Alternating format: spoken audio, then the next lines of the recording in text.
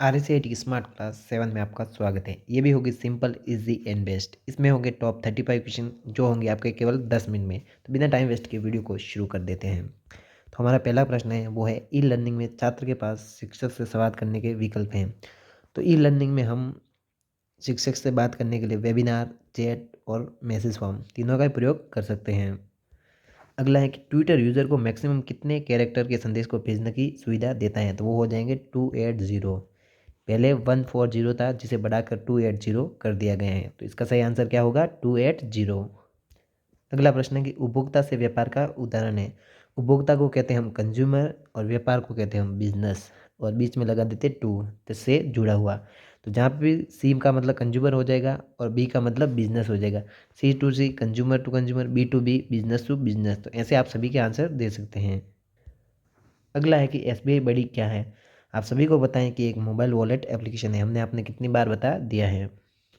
अगला प्रश्न है कि स्टेट बैंक बड़ी का उपयोग से हम कर सकते हैं। तो हम पैसे भेज सकते हैं, अपना विवरण दे सकते हैं, प्रीपेड मोबाइल और डीटीएच चार्ज भी कर सकते हैं, अपने बिलों का भुगतान कर सकते हैं और टिकट बुकिंग कर सकते हैं। तो एसबीआई बड़ी से ये सभी कार्य हम कर सकते हैं। अगला है कि पीओएस का पूरा नाम है। तो पीओएस का मतलब हो जाएगा पॉइंट ऑफ सेल। तो ये इसका सही आंसर हो जाएगा। अगला है कि क्रेडिट कार्ड नंबर कितने अक्षरों का होता है। तो आप सभी को पता है कि क्रेडिट कार्ड जो होता है वो 16 अक्षरों का होता है। इसमें एक नंबर होता है CVV। ये कितने का होता है? ये भी 3 संख्या का होता है, जिसे हम कार्ड वेरिफिकेशन वैल्यू कहते हैं।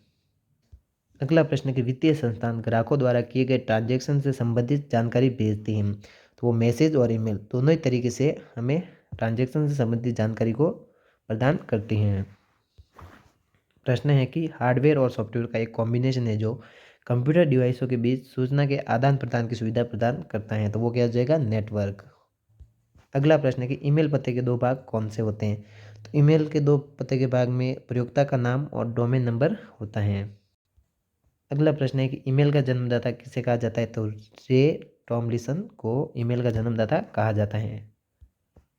HTTP का उपयोग करती हैं तो कौन करता है? वेब पेज क्या करते हैं? मैंने आपको पहले बताया था HTTP hyper text transport protocol.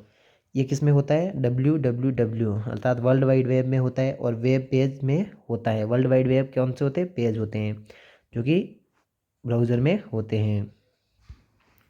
अगला प्रश्न है कि वेबसाइट का पासवर्ड तोड़कर सूचना से छेड़छाड़ करने वालों को कहा जाता है। तो वेबसाइट का पासवर्ड तोड़कर जो भी सूचना के साथ छेड़छाड़ करता है उसे हैकर कहा जाता है। अगला प्रश्न है कि माइक्रोवेव संचार उच्च फ्रीक्वेंसी के लिए किन तरंगों का उपयोग करता है। तो वो रेडियो तरंगें होती हैं। अगला प्रश्न है कि एक कॉमर्स कम्युनिकेशन नेटवर्क जिसका उपयोग बड़े संस्थान, क्षेत्रीय, राष्ट्रीय एवं विश्व स्तरीय क्षेत्र को जोड़ने के लिए किया जाता है। तो वो हो जाएगा आपका वैन। क्या हो जाएगा? वैन। अगला प्रश्न है कीवर्ड की मदद से यूज़र को डाटा खोजने वाली सुविधा को प्रदान करता है। तो क्या कौन है? Search engine. क्योंकि सर्च इंजन में हम कोई भी वर्ड लिख सकते हैं। मान लीजिए आप लिखते हो कि सुरेंद्र राजपूत ऑफिशियल, या फिर लिखते हो आप RSAT टॉपर, जैसे कोई भी वर्ड सर्च करते हो तो हमें कौन सूचना देता है? सर्च इंजन के द्वारा हम किसी वेबसाइट पर जा सकते हैं। अगला प्रश्न है कि ईमेल का पूरा नाम क्या है। तो ईमेल का पूरा नाम हो जाएगा इलेक्ट्रॉनिक मेल। अगला प्रश्न है कि डोमेन नेम के पीछे डॉट के बाद आने वाले आखिरी भाग को क्या कहा जाता है। तो उसे क्या कहेंगे? Domain code. अगला प्रश्न है कि B2C, B2B और C2C किसके प्रकार है। तो ये हो जाएंगे ई कॉमर्स के प्रकार। किसके? ई कॉमर्स के। अगला प्रश्न है कि इंटरनेट से कंप्यूटर में फाइल को सेव करने की प्रक्रिया क्या कहलाई जाती है। तो जब हम किसी भी चीज़ को ऑनलाइन अपने कंप्यूटर में लेते हैं या मोबाइल में लेते हैं तो इस प्रक्रिया को डाउनलोडिंग कहा जाता है। अगला प्रश्न है कि ISP का मतलब क्या है। तो ISP का मतलब हो जाएगा इंटरनेट सर्विस प्रोवाइडर। क्या हो जाएगा? Internet service provider. अगला प्रश्न है कि इनमें से ऑनलाइन भुगतान के लिए आवश्यक नहीं है। तो वो हो जाएगा कैश, क्योंकि ऑनलाइन भुगतान के लिए कैश की ज़रूरत नहीं होती है। अगला प्रश्न है कि केबी का पूरा नाम है। तो केबी का पूरा नाम हो जाएगा किलो बाइट्स। अगला प्रश्न है कि कंप्यूटर स्क्रीन पर दिखाई देने वाले ग्राफिक चिन्हों को क्या कहा जाता है। तो उन्हें आइकन कहते हैं। अगला प्रश्न है कि सबसे तेज़ प्रिंट करने वाले प्रिंटर। तो इनमें से कौन सा प्रिंटर सबसे तेज़ प्रिंटर करता है। तो वो हो जाएगा लेजरजेट प्रिंटर। इसके अलावा इंकजेट प्रिंटर इंक की छोटी छोटी बूंदों को डालकर प्रिंट करता है। अगला प्रश्न है कि जब किसी नए डिवाइस को कंप्यूटर से जोड़ा जाता है तो उस डिवाइस को कंप्यूटर पर चलाने के लिए हमें किसकी आवश्यकता होती है। जब भी हम कोई नया डिवाइस जोड़ेंगे तो उसको कंप्यूटर पर चलाने के लिए उसके डिवाइस ड्राइवर की ज़रूरत होती है, जो कि है इसका सही आंसर ये है, डिवाइस ड्राइवर की ज़रूरत होती है। अगला प्रश्न है कि लाइट सेंसिटिव कलम के जैसा उपकरण है तो वो हो जाएगा आपका लाइट पेन, जो कि इसका सही आंसर है। अगला है कि पीडीए का पूरा नाम क्या है, तो पर्सनल डिजिटल असिस्टेंट। पीडीए को शॉर्ट में पीडीए कहा जाता है, लेकिन इसका पूरा नाम जानना है तो वो हो जाएगा पर्सनल डिजिटल असिस्टेंट। अगला प्रश्न है कि साटा का विस्तृत रूप क्या है, तो सीरियल एडवांस टेक्नोलॉजी अटैचमेंट, जिसे शॉर्ट में साटा कहा जाता है, जो कि इसका सही आंसर है सीरियल एडवांस टेक्नोलॉजी अटैचमेंट। अगला है कि विंडोज़ में पावर सेविंग ऑप्शन है, तो क्या है वो, स्लीप, क्योंकि स्लीप से हम विंडोज़ में पावर सेव कर सकते हैं। अगला प्रश्न है कि किसका उपयोग बड़े व जटिल टेक्स्ट डॉक्यूमेंट बनाने के लिए किया जाता है, तो वो हो जाएगा आपका वर्ड पैड। किसका करते हैं, वर्ड पैड का। अगला प्रश्न है कि कंप्यूटर का बुद्धिमत्ता स्तर कितना होता है, अर्थात कंप्यूटर का आईक्यू कितना होता है, तो वो होता है 0। कितना होता है, 0। कंप्यूटर में कोई आईक्यू नहीं होता है। अगला प्रश्न है कि पेंटियम और इंटेल कोर क्या है, तो पेंटियम एंड इंटेल कोर क्या है, प्रोसेसर है। क्या है, प्रोसेसर, क्योंकि ये कंपनी के प्रोसेसर हैं जिनका नाम पेंटियम और इंटेल कोर रखा गया है।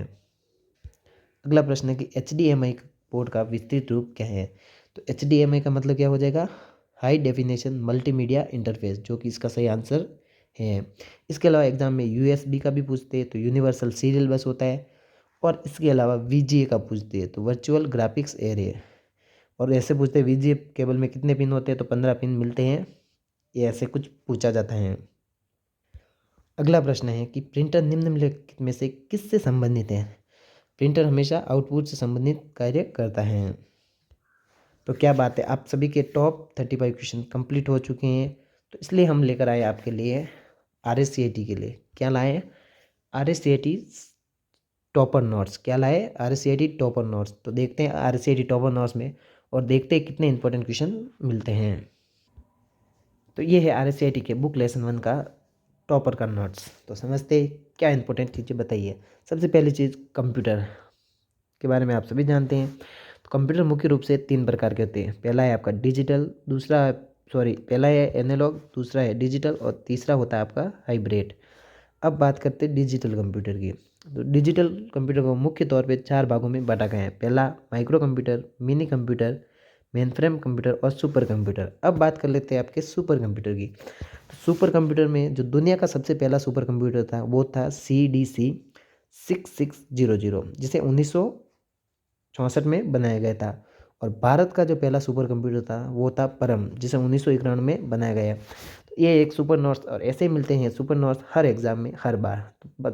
तो वीडियो को शेयर करें उन स्टूडेंट के साथ जिनका एग्ज़ाम अभी होने वाला है या होने जा रहा है, तो इन सभी को बता दें कितने आसान तरीके से हम आपको टॉप करा सकते हैं। बाकी आज के इस वीडियो में इतना ही। जय हिंद, वंदे मातरम, take care and bye bye.